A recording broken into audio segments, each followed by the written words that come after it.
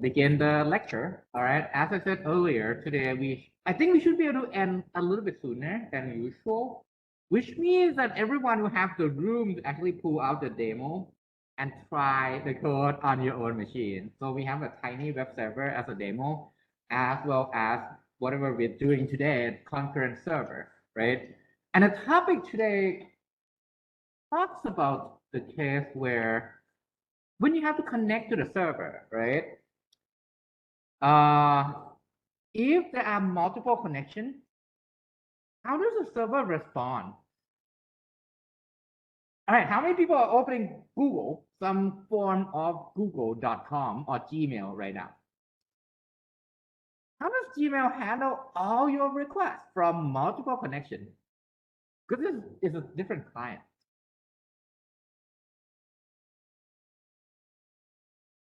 So quick question, is it okay to do sequential processing? I mean, it's doable for sure, right? I can respond to all the requests sequentially, which basically means that if I have a data center that consists of actually like 1,000 core CPU, one of them will be working to process all the requests. So obviously that's doable, but is that a good thing or a not so efficient thing? It's not exactly efficient, right? You want to actually exploit the server compute power, which basically dive into the topic we're going to talk about today, which is concurrent server. All right. So here's the basic problem. You have two clients, client one and client two. Both of them connect to the same server, like Google or Gmail, the Google Mail server, right?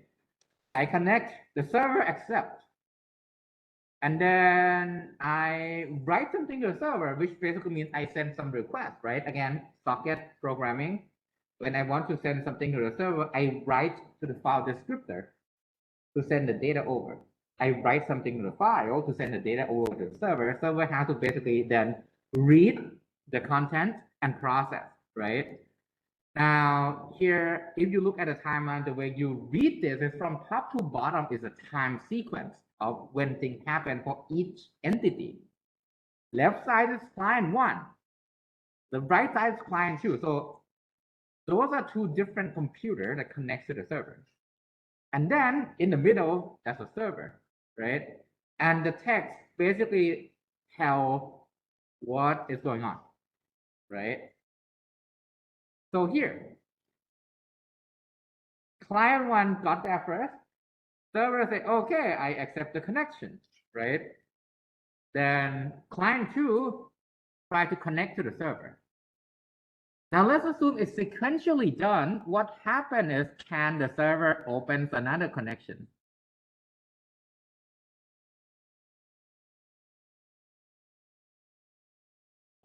No, right? Because you only have one process, one thread.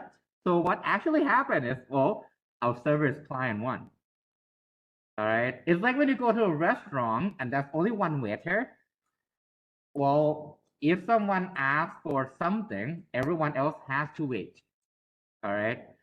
So here you accept. I mean, server accept the connection. Then the client, which already has connection to the server, said, hey, I want to write this thing. Right? The server now received, well, two connection requests, one from client one, one from client two, and client two will say, hey, I want to connect and write this to the file descriptor, right? I mean, again, socket programming, you can actually write things to the socket, to the file descriptor inside the client two side of things, right? Client one and client two have two sockets. They can write its own things to send the data to the server. Now, at the moment, server is responding to client one. So I say, hey, write this back. It's like return to the client one. Now, client one say, okay, I got it. Now close the connection. I close the connection on the server. Server is now open to accept client two connection, right? Basically, the second accept you can see here is for disconnect. Then the write is handled here, then you reply back, right? And as you can see here, there's like a huge gap that client two basically have to wait, right? What if you want to send an email, but you have to wait until everyone that connects to the Gmail server finish their, yeah, think about that, right? Now this is two clients, imagine 1,000. Imagine 1 million. Imagine the number of people that actually connect to Gmail. That's actually way more, right? Now, that's the problem with the sequential service. Okay. So, again, as I showed earlier, right, the second client, what we call in that instance, we call it gets blocked by client 1, right? Server block client 2 because it basically it cannot service client 2 at the moment, it's blocked. So the question then is, where does the block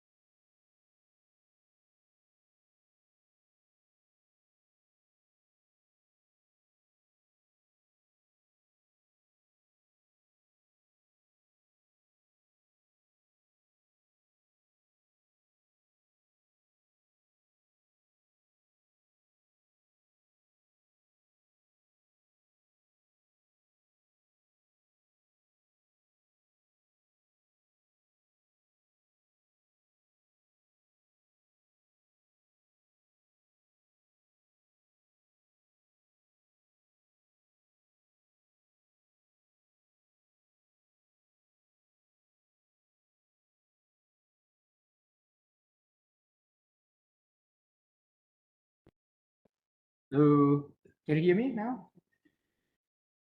Was I muted for a long time?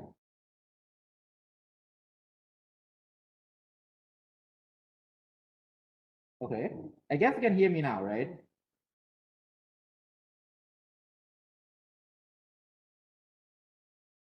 Yes, no. Folks online, please double check. Because over here it said my mic is on all the time. Okay, it's fine now. All right.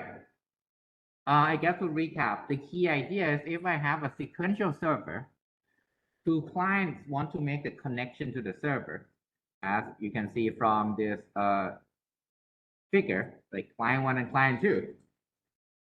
Both want to connect, client 1 get to connect first, which means it accepts client 1 connection, then read and process the connection. Now, client 2 that wants to connect, it send the connection request to the server, then it's able to write the data you want to send to the server. The problem is the server only will process things sequentially, which means that at this point, right, it's going to service client 1, and that's all. Until client 1 say, I want to close the connection, which will then allow client 2 to service, to be serviced, basically, right? In this case, client 2 has to wait for a while. And if you want to identify where the blocking happened, and actually it's when I want client 2 to connect to the server. In that case, it sends the connection request over through the TCP, right? And TCP manager basically accepts the request for the server because it's sequential server. It cannot process this second request in parallel. It will do that after you finish the first set of requests from client 1. Even though you can write to the TCP buffer, the call to the read is blocked because the server actually haven't really do anything with the client 2 yet, right? And right now, right, one thing you can think about is that actually when you look at any workload, right, this is similar to the OS side of things in module number 1 when we talk about scheduling, right? You have CPU, CPU, CPU, CPU, then I/O.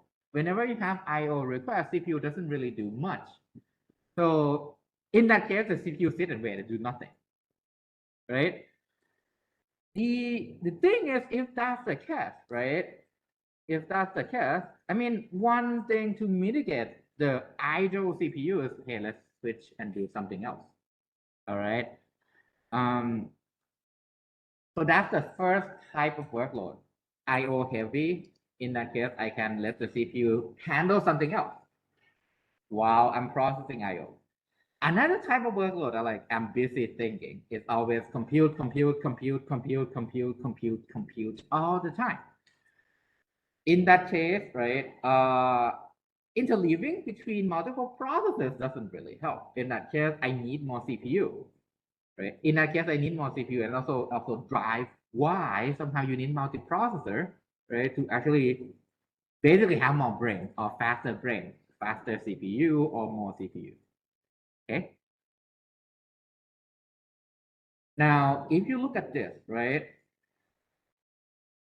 if we want to allow concurrent server, there are multiple ways you can do this.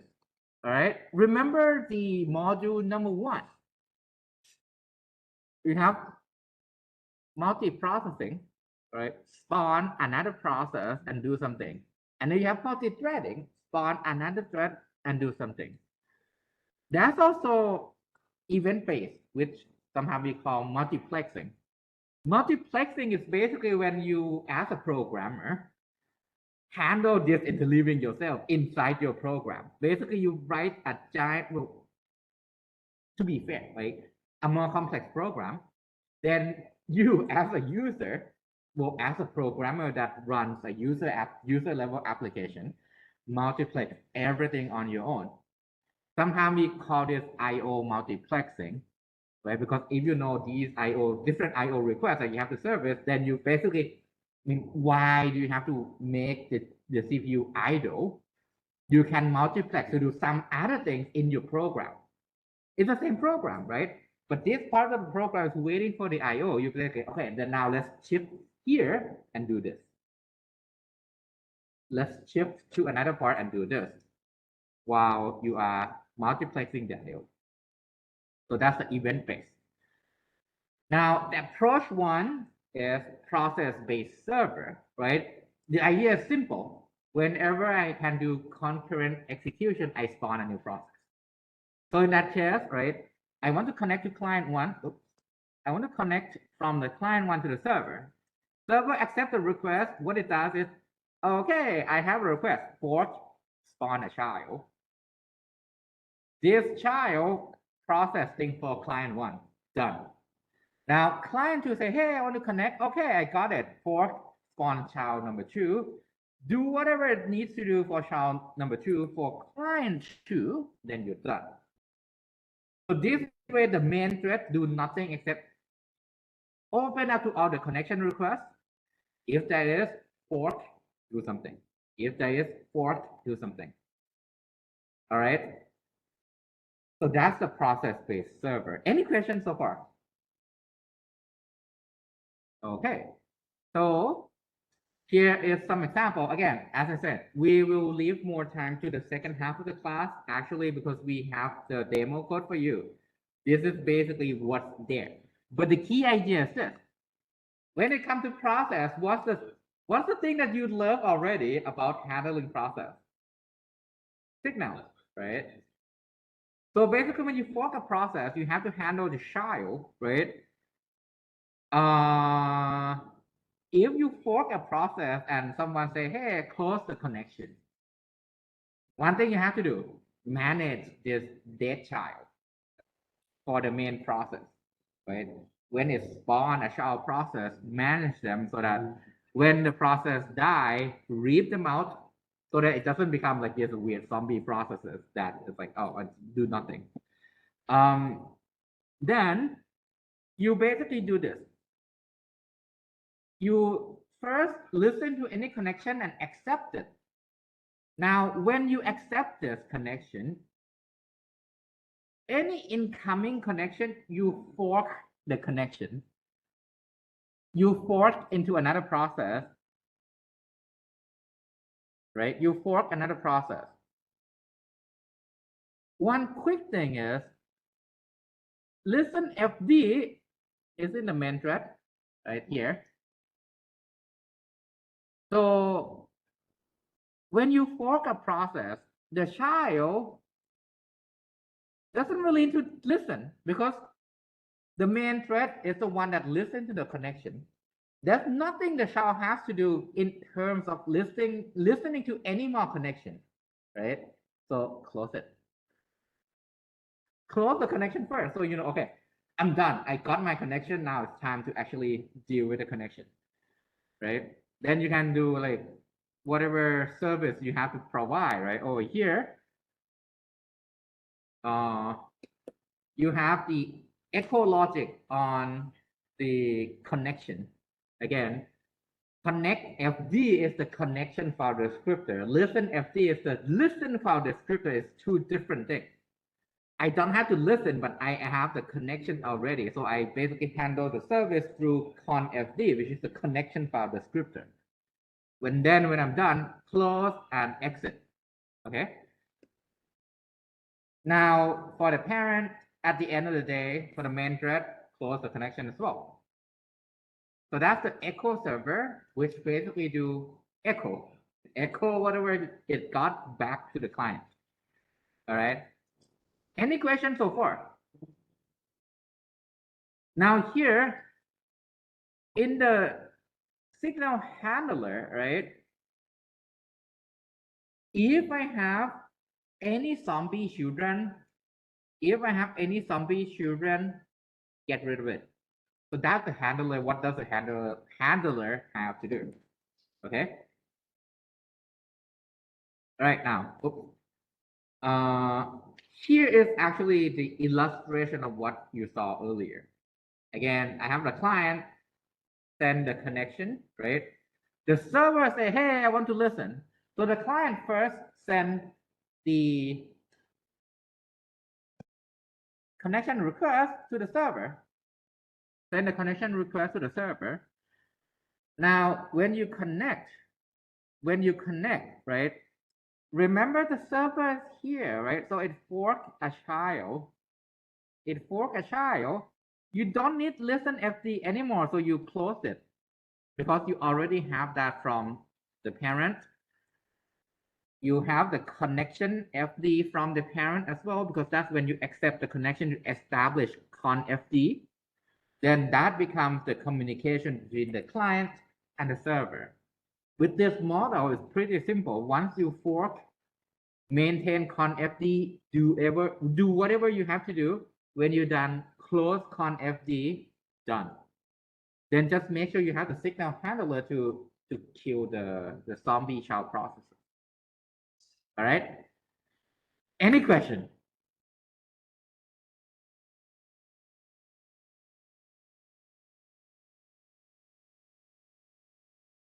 Yes.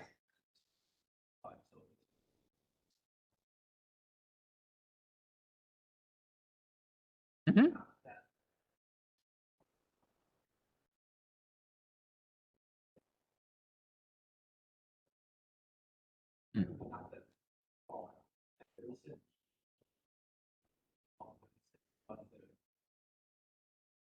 So let me put it more like this way, right? The parent listen to the connection. The parent can keep listening to the connection in the main thread. The child thread doesn't need listen FD. It inherits from the parent because it's the same code, right? When you fork the process. But well, the child doesn't need that list to listen to any more connection. No, because I already have the connection. I already actually accept the connection through conFD. So I don't need listen FD, I'm done. So I close it first. The main thread, again, now you have two threads, the child thread and the main thread. The main thread still have listen FD that can accept connection. The child thread close the child connection. Well, not closing the connection, closing the listen port, then maintain the connection, then close the connection at the end. I guess the key here again to always remember when you fork a process, it inherits whatever the parent was doing earlier. So that's why we have to kind of clean it. Well, if you will, right, clean it up before you start what you have to do.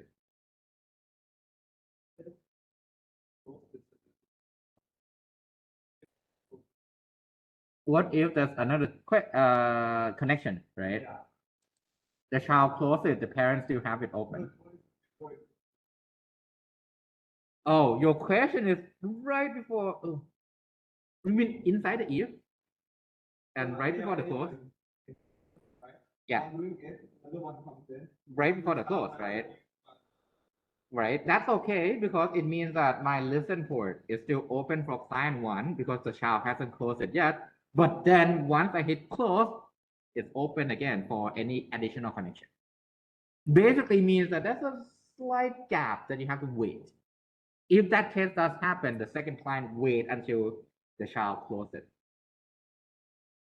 Yeah.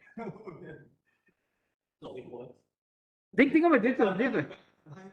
Think of it this way. Listen port is like one item that everyone shares. Yeah. Now I fork the child like, oh, okay, I'm about to close it.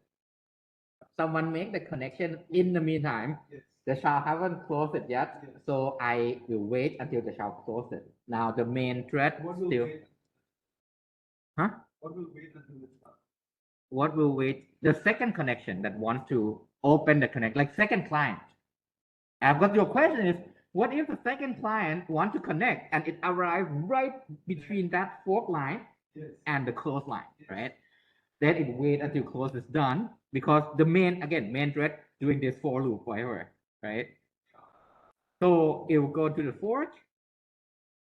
It will not do the fork because that's the parent thread. Parent immediately close the connection for the parent side because the child has it. Then the parent keep listening. But because the listen port is not open yet, because the child still have it, it wait until this line is executed. Let me change the color here. Wait until this line is executed. Once it's executed, the parent now have the port again. Also, until you close it, when you get one line, it's like one nothing can happen to this again. Yeah. This stuff like this.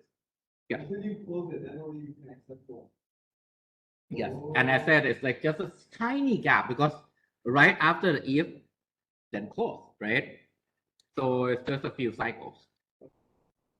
The second client would have some code that multiple requests or so great question. The question is, in that case, does the second client have to do anything? No, see, TCP will handle that because the connection comes through the network layer. Network layer is handled by the TCP, so the TCP will buffer that already and wait until the listen FD to be open again. So the second client just wait, that's it. And internally, the TCP will handle that.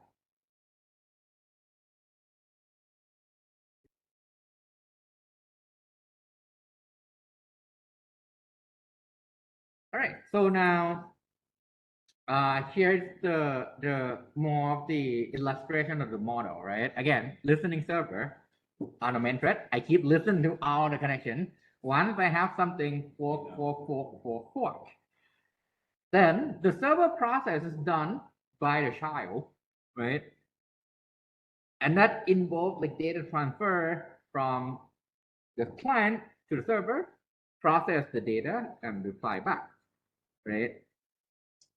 So again, the discipline for the tip, if you need to implement any of these things, right? For the tip, here's the discipline. Parent, close the connection. Child, close the listen port. Again, immediately after receive the connection, the parent, please close the connection because the child need to maintain that. The child need to close to the listen port because the parent has to handle that, and that's all. Now, the next thing is to avoid any memory leak, kill the zombie processes. kill the child zombie processes. Then the parent process must also close the copy of confd. After fork, as we've seen from the code already, that allows the child to maintain the connection and read and write.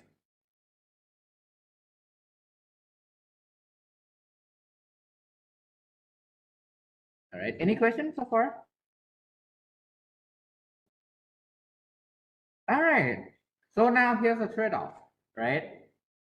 It's clean because the more of sharing, I have a different process for anything I do. A process doesn't share a lot of things. So when you spawn a child process, what it shares is like the code itself. It doesn't really have a shared data, unlike multi-threading. It doesn't really share global variable file. It just does share file table. It handles multiple connections concurrently, and this is relatively simple. All right, this is relatively simple. The problem, well, I wouldn't say the problem per se, but the trade-off is this is a little bit costly because when you want to listen and reply to any additional client, you have to fork a new process. And if you want to actually share data, you then have to rely on other mechanisms like RPC or inter-process communication or IPC. These allow you to share the data from one process to another, but by definition, the data cannot be really shared unless you have this inter-process communication. All right. Now, here's a second approach, event-based server. All right. Remember the listenFD and conFD, and you have one listenFD and like that keep listening to, and you have multiple connections that you fork, and each child handle one confd. The idea of the event-based server is, well, let's have an array of confd. Every time you have a new connection, you spawn another confd. All right, and you repeat this forever.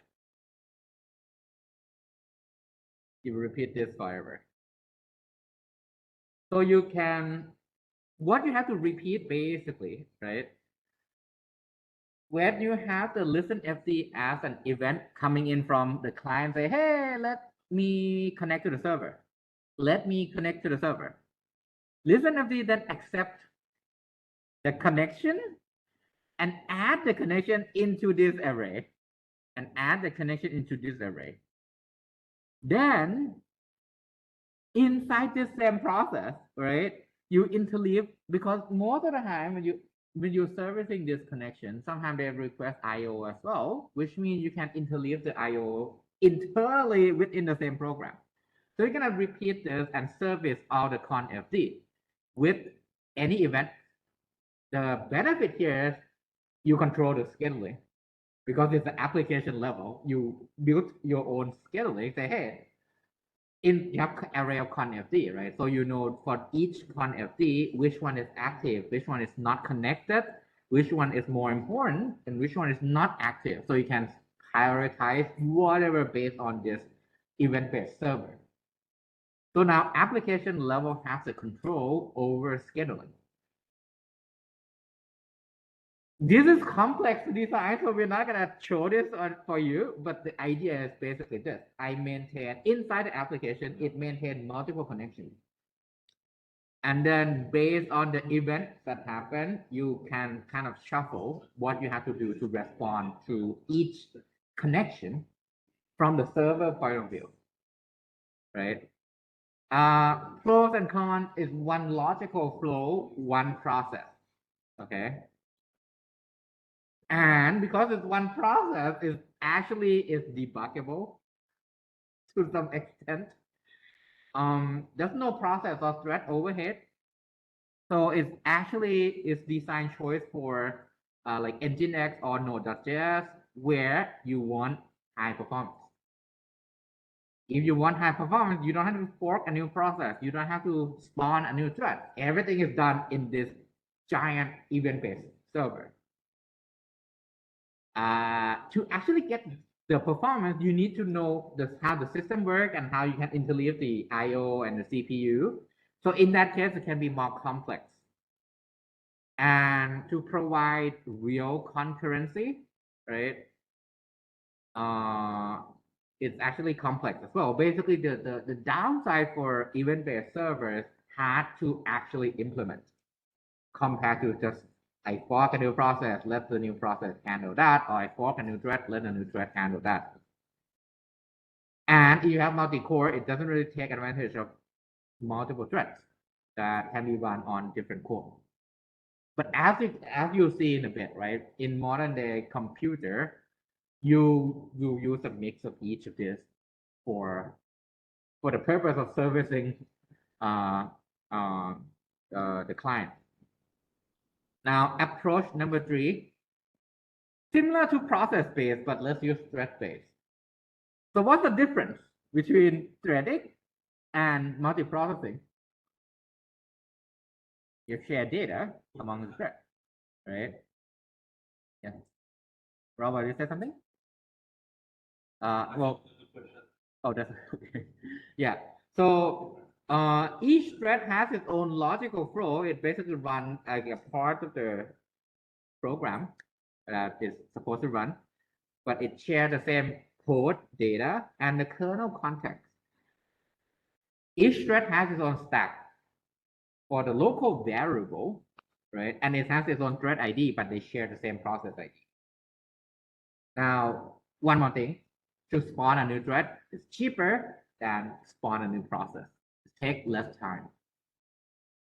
So to see, right, the difference in terms of time, spawning a new process and kill an existing like zombie process take about 20,000 cycles.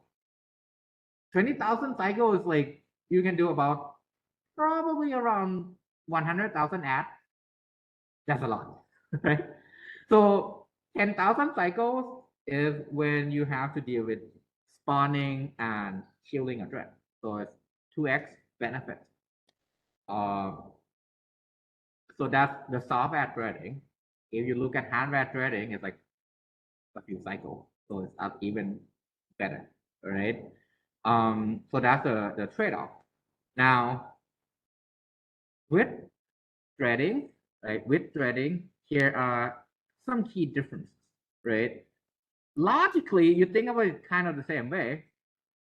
You want to maintain the connection. You want to be to listen to any possible connection that comes in. Okay, so the main loop, which is here, oops, sorry. The main loop for the server, right, is I'm gonna loop for this forever. Any client want to connect to me, it will run this loop. I establish the socket, right, and then I have pthread that maintains each thread context and the thread info. Whenever I have a connection, then I maintain the connection info here. I maintain the connection info. I have a new thread, and I make sure the new thread has this connection info. So when you fork a new thread, it knows here's the connection they have to do. Here's your client that you have to service. Okay. Then you give things like the client address, right? And the context. Then you actually then pass in here, right? You have pthread create. Inside pthread create, you pass in one of the functions you pass in is the function you want to run. Okay, so you call the handler with the context as the input argument, with the thread info as the thread information or thread ID. So this is basically the same as spawning a new thread with the connection FD as the connection information, and now the parent the process will know that this new thread. All right. The survival back here, the survival back, the survival back here, basically we refer to the context, things that the thread needs in order to serve it. So any information the thread needs for servicing your client, you pass into the survival back. I mean, that's why we call it survival back, right? In real life, we actually refer to like a bag of essential things that you have to, well, if you have to go somewhere or trek or hike somewhere, that'll be your bag, right? Your backpack. So in here, you pass in all the information the thread needs to the thread, pass in the survival bag, and then pass in the connection. Yes. Huh? Create. You create, and then you have the connection handler, right? This run the function you want to run. So basically, you have another function that handle what the server has to do, right?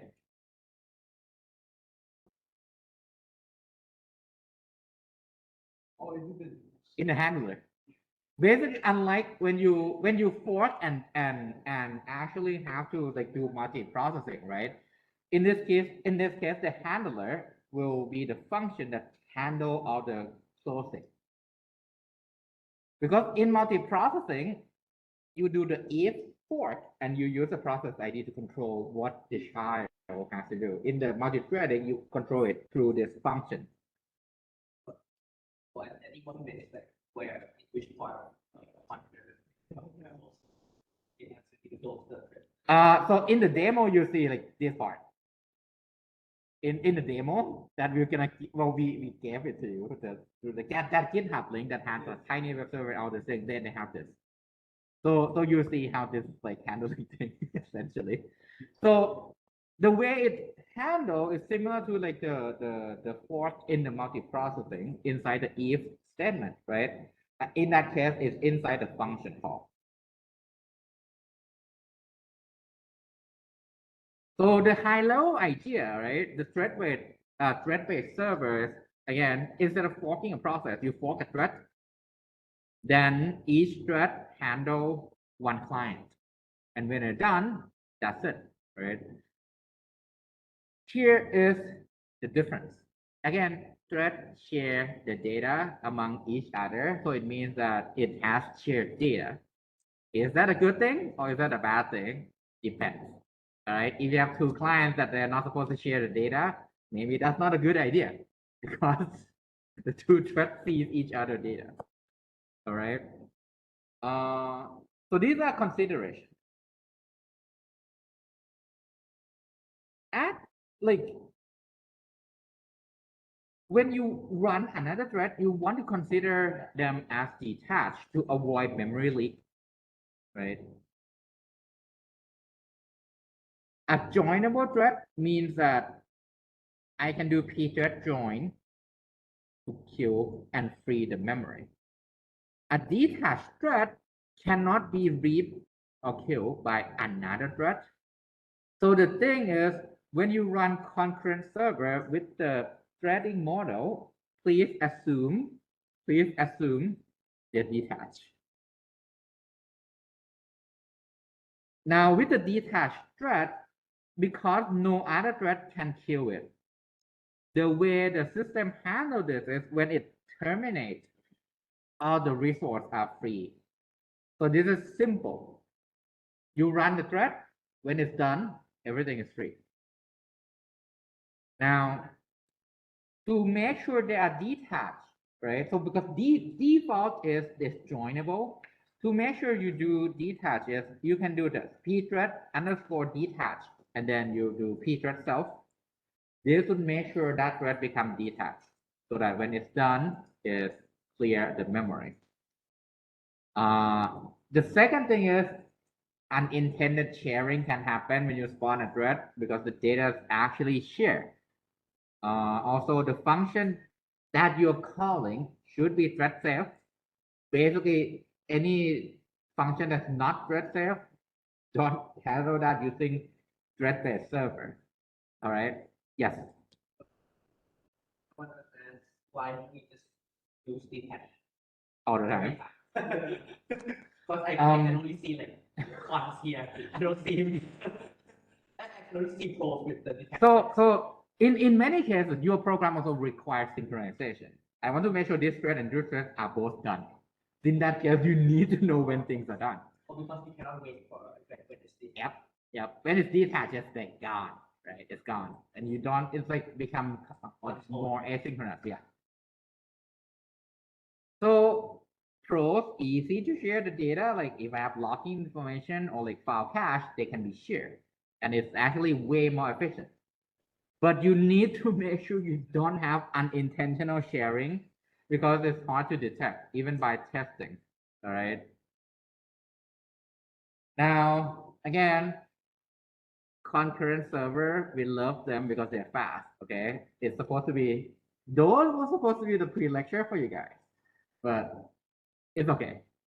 We don't have actually a lot more. The rest are demo, which again, please pull and clone from the GitHub and then deploy on your own. I walk around the room to actually help if you run into any problem. So you have process-based, thread-based. These will be on the demo that we're giving you. Event-based not there.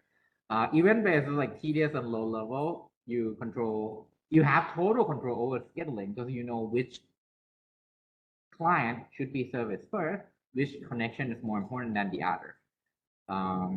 Thread-based is easy to share resource. Also, the bad side, easy to share resource. Difficult to yeah, I mean, did you think about it? Sometimes sharing is good, sometimes sharing is bad, right? Depending on how you want to share things and what things are you sharing. Difficult to debug as well, but lower overhead than process-based. If you have a thread-based server, right, and you want to compare that to the process-based one, so the spawning and the cleaning up the thread can actually make into the pretty significant amount of time, as you can see here, right? And that actually, this part will grow if you look at a process-based server, because the process-based server take even longer, like double the time, right? If you want to compare the performance, right? One thing you can do is have a really simple thing that only do fork and do something simple, finish, fork, do something simple and finish, versus pthread create. You will see that pthread creates way faster from this table. If you look at this, right, on all the machine, you're getting about like 5 to 10x performance improvement with pthread. So it's pretty significant. It's pretty significant. But the thing is, you also have the limit of how many threads you want to spawn. Too many will slow your computer down because you have too many threads to maintain. Okay, so now the next concept is, can we design a thread system that have a fixed number of threads, but you can do a lot of concurrent execution? We call this the thread pool and the work queue. And as the name suggests, right? As the name suggests, we have a pool of threads that we spawn already. We will call this the worker thread. You can think of it as a real life scenario, like a worker that can do anything. And you run a company, let's say your company run with 4 workers. Any client that wants to get service from your company will say, okay, these are the jobs that I would like to be done. Then you assign the worker to the job. So thread pool is the pool of your worker. In this case, the worker thread. Then work queue is the job that comes in from your client.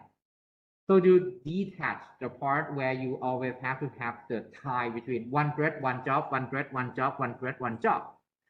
If you have 1,000 jobs or 1,000 clients, you don't want to spawn 1,000 threads. In this case, let's say your CPU or your server can only handle the optimal is like 64 threads. Then you have 64 workers. Then you have the job queue. Each worker looks at the work queue and see, okay, I'll take this job, I'll finish it, done. Now I take the second job, I finish it, done.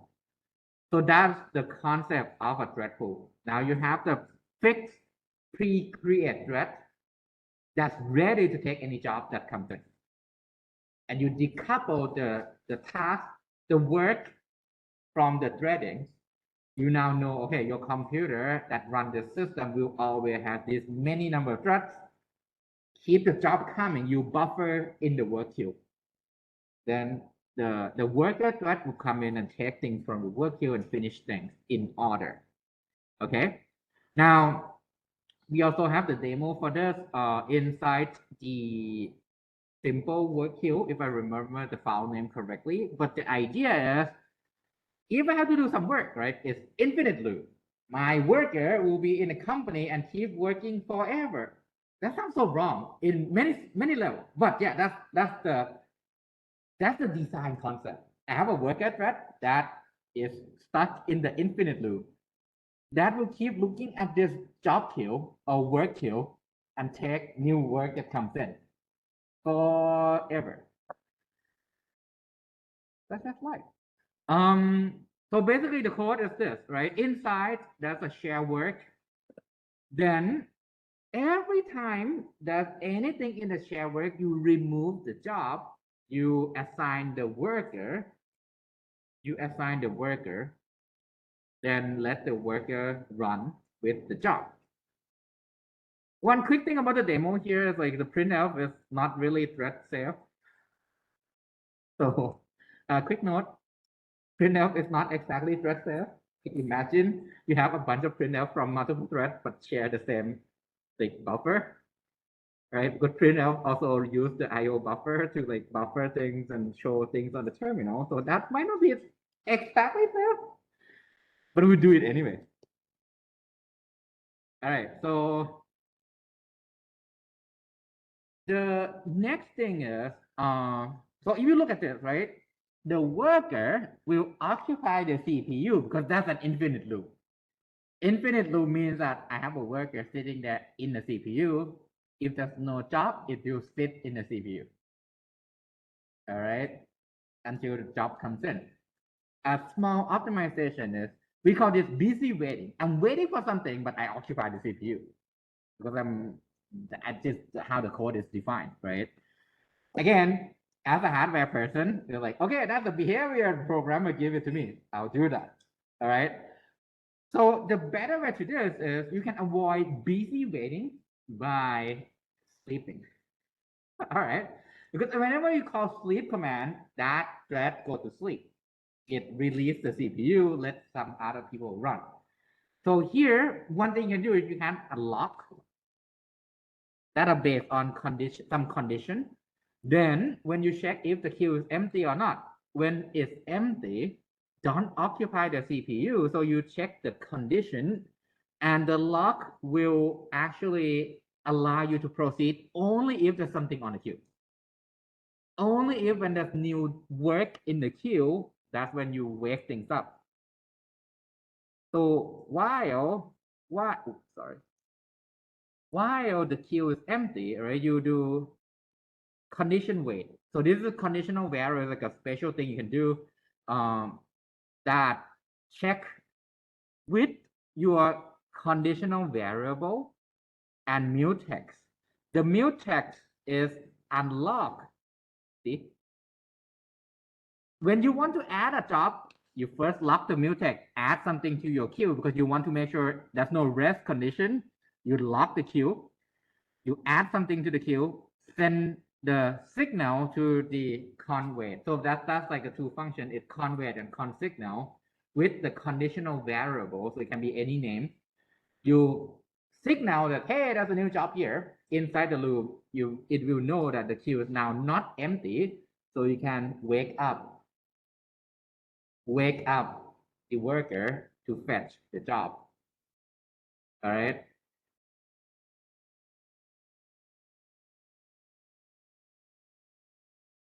Now, this is the last slide to the lecture portion. Here are some big name web server that people use. Nginx is one of the big ones. Nginx mostly use event-based to multiplex. So when you have multiple connections, it uses event-based technique for the web server for Nginx, but it can also spawn multiple processes. So that's a master process inside Nginx. Why do they design it this way? In my opinion, it's actually help with scaling. You know all the events, you know all the connection, you have the priority, so you can control everything. Then if you want to concurrently service this response, you then spawn not just any process, you have the worker process. So it's like worker thread, but you have the worker process that comes in and responds to the client. So the concept is simple. I have a giant thing that performs the scheduling. If I want something done, my worker process would handle that. So this is like a mix of both, best of both worlds, if you will, right? I can have worker process that perform things in parallel, but Nginx master process take control over internal scaling, priority, and whatever. Apache web server use multiprocessing server with multi-threading. So it's like the mix of the two. I use multiprocessing first to have multiple, like from parent process. You have multiple child process, which allow you to force a thread that respond to HTTP requests. So that's the Apache web server. These are common, like really common web server. That's also the mix of the two as well. Like you can actually have Nginx in the front, like as a gateway, as a like Nginx. One of the things that Nginx is actually pretty unique for is like it also acts as a proxy server. Anyone know what's a proxy? Yeah, what does proxy mean? Yeah, so the word proxy, right? If you look it up in the English dictionary, it's like, now I feel what they're defining the word proxy. It's like a representative, if you will, right, of someone. It's like a proxy of someone. I represent this person. So a proxy server is like kind of like a fake server that attached to certain location. And the goal in many cases is to like, sometimes you can use it to cache data from the World Wide Web. Sometimes you can use it as kind of like the gatekeeper, right? So in this case, you can use Nginx as the proxy to take in the incoming connection inside your data center. Then Nginx would dispatch to each server the work that the server has to do, and inside them, you can then basically use multi-threading to actually carry out computation, right? So that kind of get the benefit of Nginx inside the proxy like level. Then you have the performance benefit of multi-threading server. All right. So that's it for the lecture part. Again, let's do a quick like 10 minutes break. In the meantime, during the break, please clone the GitHub repository. If I remember correctly, I have it here. Let me open it up.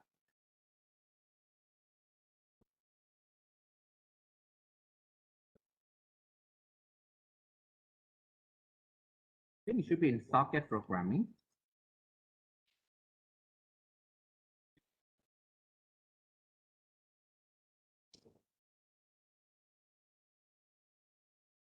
Nope.